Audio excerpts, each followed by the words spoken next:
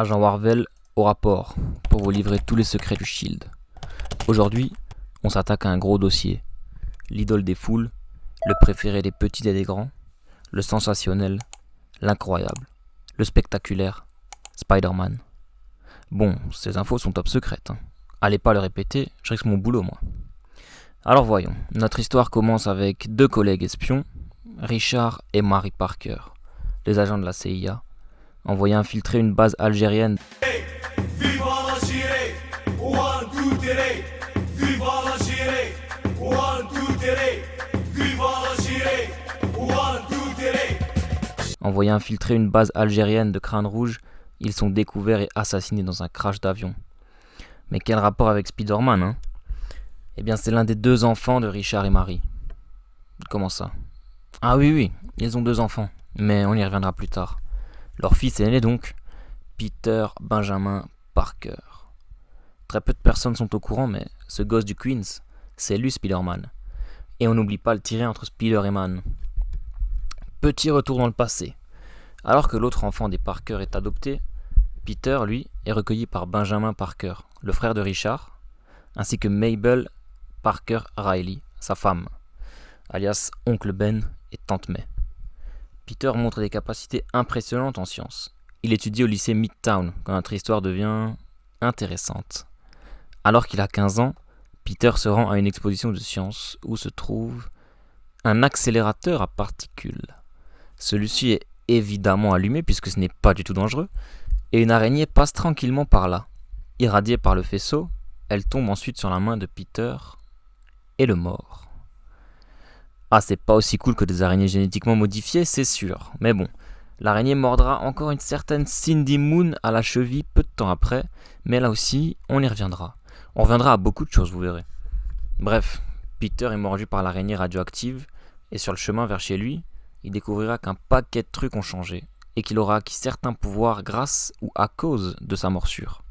En vrac, il peut marcher sur les murs, possède force, vitesse, endurance, agilité, équilibre et réflexes surhumains.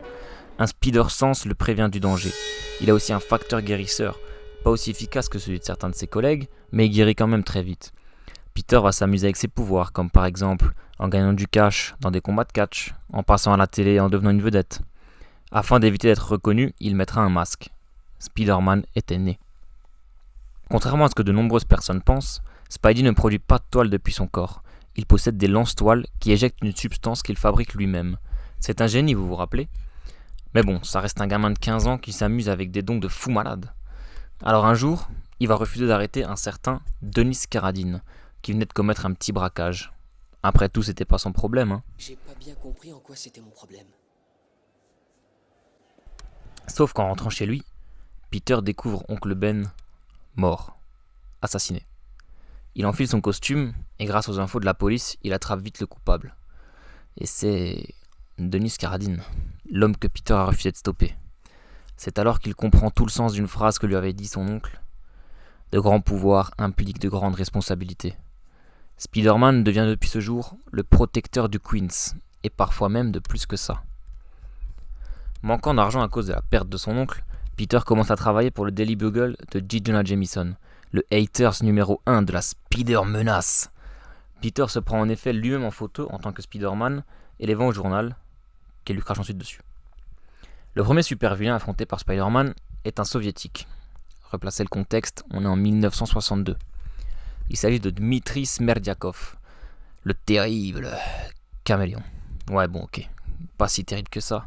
Un jour le type se fera même éclater par Tante May avec des cookies. Eh ouais. Le second sera Adrian Toomes, le vautour, un vieux roublard. Et c'est les photos de ce combat qui permettront justement à Peter d'être engagé par le Bugle. Par la suite, les adversaires seront aussi nombreux que variés. Un sacré paquet de dégénérés habillés en animaux, comme le rhino, le scorpion, le lézard, mais aussi Morbius, l'homme sable, Shocker, Electro ou Mysterio. Les deux pires ennemis de Peter étant le Docteur Octopus et le père de son meilleur ami, le bouffon vert. Ce meilleur ami, c'est Harry Osborn. Peter l'a rencontré à l'université en même temps que l'amour de sa vie, Gwen Stacy, avec qui il entamera une relation, et oui. C'est la grande période de Spider-Man, tout le monde l'aime, Flash Thompson qui le harcelait au lycée est le fan numéro 1 du tisseur, Mais bon, évidemment, JJJ continue de râler. Dans la presse on dit calomnie. Spider-Man lutte une fois de plus contre ses ennemis, qui s'associent pour former les Sinister Six, et les envoie tous en prison. Tout a l'air d'aller bien, mais son premier Némésis va alors frapper. Octopus attaque un immeuble, et dans le combat contre Spider-Man, le capitaine Stacy, le père de la petite amie de Peter, trouvera la mort. Dans son dernier souffle, il révèle à Peter qu'il sait qu'il est Spider-Man, et lui demandera de prendre soin de Gwen. Peter sera profondément marqué par cette perte. Son second Némésis va frapper à son tour.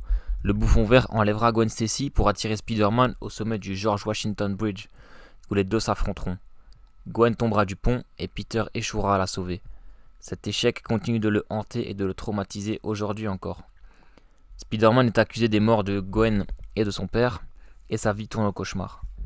Heureusement, Peter tombera dans les bras de Mary Jane Watson, ce qui parviendra à le consoler. Mais quelques mois plus tard, Gwen sera de retour. Peter découvrira que c'est un clone, créé par un de ses professeurs, Miles Warren, un spécialiste de la génétique, et accessoirement un pervers amoureux de l'une de ses élèves, qu'il a jusqu'à cloner. Gwen donc.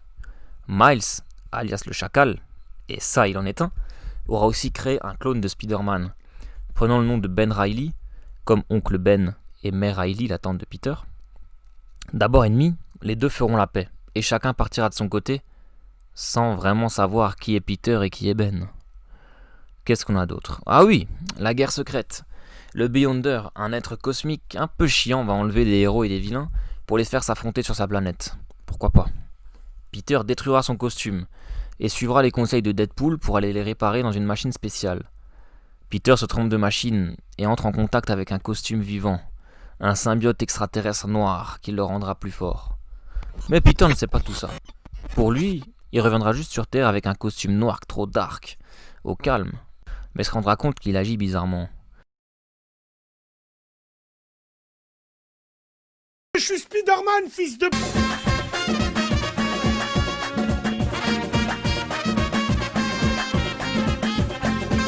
A l'aide de ses amis, les 4 fantastiques, Peter comprendra que le costume est vivant, et pour son propre bien, décidera de s'en débarrasser. Le symbiote fusionnera alors avec un des détracteurs de Spider-Man, Eddie Brock, et ils deviendront Venom. Spider-Man parviendra à les vaincre et à séparer le symbiote et Eddie. Eddie, lui, promet de garder le secret de Peter, puisque, ayant les souvenirs du symbiote, il connaît l'identité secrète de Spider-Man. La suite de l'histoire de Venom sera pour une autre fois cependant. S'enchaîneront la mort de Kraven le chasseur, mais aussi le retour du bouffon vert, supposé mort, et de Ben Reilly, désormais Scarlet Spider. Le combat des deux araignées vers le sacrifice de Ben face au bouffon. Tout ceci se déroule dans la saga du clone, qui est d'ailleurs une véritable catastrophe éditoriale. Changement d'auteur et de direction pendant 2 ans pour un final... ouais, on en parlera une autre fois. Spider-Man commencera ensuite à bosser avec les héros de premier plan. Il est sélectionné avec d'autres héros par Nick Fury. C'est mon patron ça. Ensemble, les héros devront en perdre la vie. Pourtant, quand Electro provoqua une évasion massive du Raft, la prison pour super-vilains, Spider-Man fera équipe avec d'autres héros pour contenir les criminels. Cette alliance formera par la suite les New Avengers. Spider-Man joue désormais dans la cour des grands. Mais au fait, pourquoi il n'y a plus d'Avengers ? Eh bien, c'est à cause de la sorcière rouge. Elle est devenue folle, encore. Et justement, les New Avengers ainsi que les X-Men doivent désormais s'occuper de ce problème. En cherchant à la rencontrer, Wanda créera une autre réalité où les rêves de chacun sont réalisés. Le rêve de Wolverine était de se souvenir de son passé. Il parviendra alors à se rappeler de la réalité, la vraie. Et à l'aide d'Emma Frost, une télépathe, ils parviendront à réveiller d'autres héros un par un pour arrêter la sorcière. Ils iront alors chercher Spider-Man. Dans ce monde, il est une célébrité. Tout le monde le connaît sous son masque. Il est marié avec Gwen et ont des enfants. Oncle Ben est vivant et... Attendez. Peter sort avec MJ, ils sont même mariés. Mais son rêve c'est d'être marié avec Gwen. Eh ben mon salaud. Bref, Emma réveillera Peter qui s'enfuira vomir sur un toit. Rejoint par son grand ami Logan, Peter prononce alors des mots que jamais on n'aurait cru l'entendre prononcer. Brisé par le fait que Wanda ait ramené Gwen et Oncle Ben, Peter jure de la tuer, elle et Magneto. La réalité reviendra à la normale sans que Peter n'ait tué personne, et on en reparlera une autre fois parce que sinon vous allez rester avec moi toute la soirée. Bref, de retour d'House of M, Peter arbore une nouvelle armure. Oui, armure. Rouge et or. Comme Iron Man. Le leader des Avengers lui a fourni une petite upgrade avec l'armure Iron Spider. Mais la dissolution des Avengers, la guerre secrète de Fury, ça nous a mis dans la merde ça. L'évasion, House of M, les héros n'ont vraiment plus la cote. Les gens en ont marre. Et les New Warriors vont causer l'incident qui mettra le feu aux poudres et qui changera la communauté héroïque à tout jamais. Civil War. À la base, le ras-le-bol général des héros qui font n'importe quoi poussera au vote d'une loi de recensement. Les gens dotés de super pouvoirs devaient simplement se recenser auprès du gouvernement et opérer sans masque, sans identité secrète. Mais Captain America et un bon nombre de héros refuseront de devenir des super flics. Les tensions montent vite, très vite, et la guerre éclata. Spider-Man, lui, il fit l'erreur de sa vie, en faisant confiance à Iron Man et en dévoilant son visage en direct à la télévision. Il se rendra vite compte que le camp de Tony n'était pas le bon. En voyant ses méthodes, il décida de changer de camp et de rejoindre les Secret Avengers de Captain America. Mais Iron Man employait des vilains. Peter ne dut son salut qu'au Punisher lors de sa fuite. Au final, Captain America se rendra et la loi sera adoptée de tous. Tous ? Non. Un groupe d'irréductibles héros résiste encore et toujours au gouvernement. Dirigés par Luke Cage, ils sont les New Avengers. Des héros hors la loi dont Spider-Man fait partie. Il n'hésitera pas pour l'occasion d'enfiler un costume noir, en tissu cette fois-ci, pour montrer à ses ennemis qui voudraient s'en prendre à ses proches qu'il sera sans pitié. Mais bon, un costume noir ça va pas effrayer le caïd, pas vrai ? Fisk enverra un sniper chez les Parker. Spidey parviendra à sauver MJ, mais la balle touchera Tante May qui tombera dans le coma. Le caïd, lui, il a organisé tout ça depuis la cellule de sa prison, et il jubile. Il se pense intouchable. Puis Peter est arrivé comme ça.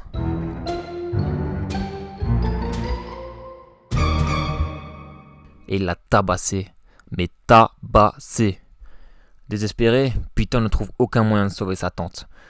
La magie de Doctor Strange, l'argent d'Iron Man n'y peuvent rien. Le diable, Mephisto en personne, viendra alors proposer un pacte au tisseur. La vie de sa tante contre l'amour de Peter et MJ. Peter accepte. Le deal effacera le mariage et annulera la future naissance de la fille que Peter et MJ attendaient. Mais cela causera également l'effacement de l'identité de Peter des mémoires de tous ceux qu'il avait appris durant Civil War.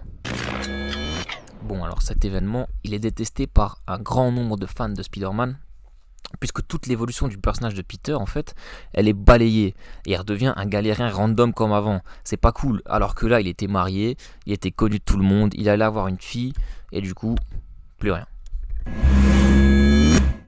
Après la Secret Invasion, Norman Osborn, guéri de la folie du bouffon vert, passe à la tête du Shield et des Avengers, au sein desquels le Scorpion fusionné au symbiote Venom se fera passer pour Spider-Man. Le vrai Spider-Man, lui, luttera contre les Dark Avengers aux côtés des New Avengers qui connaissent tous sa vraie identité. Ça fait beaucoup d'Avengers, mais vous suivez toujours, non ? Spider-Man, toujours un Avengers donc, sauvera aussi Harry des manigances de son père et commencera à sortir avec une policière du nom de Carly Cooper. Triple J est devenu maire de New York et Tante May commence à fréquenter son père, J. Jameson. Enfin bref, la Torche Humaine, l'un des meilleurs amis de Peter, trouvera alors la mort. Peter rejoindra donc les 4 Fantastiques à sa place comme il l'aurait souhaité. Peter fera aussi régulièrement équipe avec Anti-Venom, son ancien adversaire Eddie Brock, devenu un genre de héros.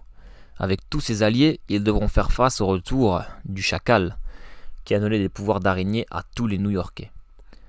Avec l'aide d'Anti-Venom, des 4F, de l'agent Venom, alias Flash Thompson, actuel porteur de Venom, ainsi que de Kane, un autre clone de Peter, imparfait celui-ci, mais qui est aussi appelé Scarlet Spider. Spider-Man parviendra à guérir tout le monde et à stopper la reine araignée de Spider Island. Vous êtes toujours avec moi ? Allez, on continue. Spider-Man affronte Mysterio. Durant le combat, il est projeté dans un monde parallèle, l'univers 1610 plus précisément. Là-bas, il y rencontre le Spider-Man local, un certain Miles Morales. Les Spider-Man parviendront à vaincre Mysterio et Peter pourra rentrer chez lui dans notre bon vieil univers 616. Il rentre pile à temps pour une nouvelle guerre. Le Phénix, une entité destructrice surpuissante, s'apprête à revenir sur Terre. Il vient pour la jeune Hope des X-Men, qui veulent utiliser le Phénix pour faire renaître leur race, alors sur la voie de l'extinction. Les Avengers comptent bien empêcher cette folie, et une guerre se déclare entre les deux équipes après que les Avengers, en tentant de détruire le puissant Phénix, le fractionneront en 5. Peter jouera au héros et sauva la vie des Avengers en restant seul face à Colossus Phoenix, et sera en convalescence dans la cité des Iron Fist à Kunlun, où il apprendra à Hope. Il lui apprendra que de grands pouvoirs impliquent de grandes responsabilités, évidemment. Pendant ce temps, le Docteur Octopus, mourant, son corps se désagrégeant, préparait son plan. Dans une tentative désespérée, il parvient à échanger son corps avec Spider-Man. Peter, dans un dernier souffle, fait revivre tous ses souvenirs et ses expériences à Octopus, qui comprend quoi ? Allez, tous ensemble. De grands pouvoirs impliquent de grandes responsabilités. Peter meurt dans le corps d'Otto, tandis que dans le corps de Peter, Otto, pour prouver qu'il est meilleur que Peter en tant que héros, deviendra le...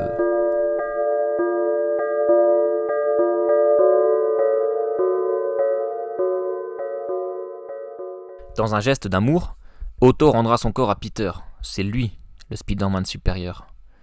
Peter découvrira ensuite Cindy Moon. Mais si, rappelez-vous, la fille qui a été mordue à la cheville par la même araignée que Peter. Cindy était confinée dans un bunker toute sa vie pour la protéger de quelque chose. Mais Peter la délivrera. Cela déclenchera l'arrivée d'un certain Morlun sur Terre, que Peter et Cindy, alors devenus Silk, vaincront. Mais on reparlera de Morlun maintenant. Et oui, parce que Morlun il va bien vite revenir. Et il a appelé ses grands frères, sa grande sœur et même son daron. Ils apprennent que Morlun est un vampire psychique, venant d'une autre réalité, la Terre 001. Avec sa famille, il parcourt les mondes pour dévorer les Spider-Héros, appelés Totem Araignées. Rassemblant une véritable armée de Spider, Peter mais aussi Otto, venu du passé, Miles, Spider-Woman, une Spider-Gwen, Spider-Man 2099 venu du futur, Mayday, la potentielle fille de Peter et MJ, Ben mais aussi Kane, lutteront contre les terribles héritiers pour sauver leur espèce. Enfermant les immortels héritiers dans un monde radioactif, la Spider Army est victorieuse, et chaque araignée rentre dans son monde. Pile à l'heure pour la fin des temps. Je vais la faire très très courte. Le multivers tombe en poussière, et seule une poignée d'élus peut être sauvée, parmi lesquels Spider-Man. Il se retrouve 5 ans plus tard dans le dernier univers existant, un monde patchwork du multivers appelé Battleworld, régi par le Docteur, ou plutôt le dieu Fatalis. Miles Morales, encore lui, sera aussi l'un des rescapés. Avec Peter, ils trouveront la source du pouvoir de Fatalis, et grâce à leurs efforts, le multivers pourra être restauré par Mr. Fantastic. À la différence près que Miles Morales vit désormais dans notre univers. Il y a donc 2 Spider-Man, un dans le Queens et un à Brooklyn. Bon, ça c'était Secret Wars, je vous l'ai fait très très courte parce que c'est très compliqué, mais promis, on en parlera un jour. Peter est donc à la tête de la multinationale créée par Otto pendant qu'il était dans son corps, Parker Industries. Devenu un grand PDG comme Tony Stark, il utilisera la même ruse que lui. En effet, il va engager Spidey comme son garde du corps pour justifier le fait que le tisseur se trouve partout où Peter va. Quand Peter est en Chine, Spider-Man y est aussi. Quand Peter est en France, Spider-Man y est aussi. Il fera alors face au retour du chacal, mais pas celui qu'on connaît. En réalité, c'est Ben Reilly, son clone décédé. Ramené à la vie, puis tué en boucle par le premier chacal Miles Warren afin de créer un clone parfait, Ben est devenu fou avant de finalement voler la place de son créateur. Il se met alors à ressusciter des gens en les clonant pour se mettre vilain et politique dans la poche. Mais quand il propose à Peter de ressusciter Oncle Ben, ça signera la fin pour lui. Peter va ensuite tout perdre, son doctorat et son entreprise à cause d'Octopus, revenu dans le corps de ce fameux clone ultime. Et bordel, ils ont refait une One More Day. Peter, super PDG, Spidey à travers le monde, et hop, bah non, il redevient chômeur, détesté de tous, vivant dans un appart miteux, bien sûr, génial, super. Le seul point positif à tout ça, c'est que Peter et MJ se remettent ensemble. Mais bon. Le dernier gros événement que j'ai à vous raconter se passe un peu avant que Pete ne se remette avec MJ, après que Spider-Man ait révélé sa vraie identité à J. Jonah Jameson. Ah oui, vous rêvez pas, c'était une scène très émouvante. Pire, Jonah aide Spidey désormais, puisqu'il sait très bien à quel point Peter a perdu et a sacrifié. Bref, Jonah se fait enlever par le bouffon rouge. Ah oui, parce que Norman Osborn, dans une ultime tentative de vaincre son ennemi juré, va fusionner avec le symbiote Carnage. Bref, Jonah dévoile malgré lui l'identité de Peter sous la torture. et Norman entreprend alors de faire souffrir Peter et ses proches. Heureusement, il peut compter sur la Torche, Clash, Miles Morales, Silk, Anti-Venom, la nouvelle identité de Flash Thompson, et son ancien ennemi devenu son ami, Venom. Alors ouais, la dernière fois qu'on a parlé d'eux, Eddie était Anti-Venom et Flash était Venom, mais du coup maintenant ils ont de nouveau inversé. Flash est Anti-Venom et Eddie est Venom. Vous suivez ? Bref, Octopus désirant se racheter sauvera Tante May. Même lui il est là. Mais le bouffon est trop fort. Eddie confie alors Venom à Peter une fois de plus, et les deux ennemis se la donnent à fond. Finalement, Anti-Venom se sacrifie pour stopper le bouffon rouge.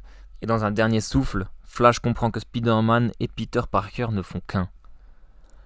Mano à mano, sans gadget, sans symbiote, Peter et Norman règlent ça une bonne fois pour toutes. Norman est vaincu, et pire, de son point de vue, il est même amnésique, persuadé d'être Cletus Kasady, le porteur de Carnage. En bref, Peter sort aujourd'hui avec MJ, mais il n'a pas de boulot. Il est retourné suivre des cours. Super. Et il vit en coloc avec un de ses amis, Robbie Robertson, mais aussi avec le super vilain Boomerang. Une étrange alchimie se forme alors entre les deux. Sans savoir que son coloc et Spider-Man ne font qu'un, Boomerang deviendra le partenaire de Spider-Man. Une sorte de rédemption pour le vilain traqué par le caïd. Qui sait donc ce que l'avenir réserve à notre gentil araignée du quartier ? En tout cas, comme vous pouvez le voir, Spider-Man est un personnage très apprécié qui compte énormément de fans. Et c'est déjà parce qu'il est normal en fait. C'est un loser. Il galère au travail, il galère avec les filles, même s'il gère des top modèles. Il a plein de problèmes dans lesquels on peut facilement se retrouver.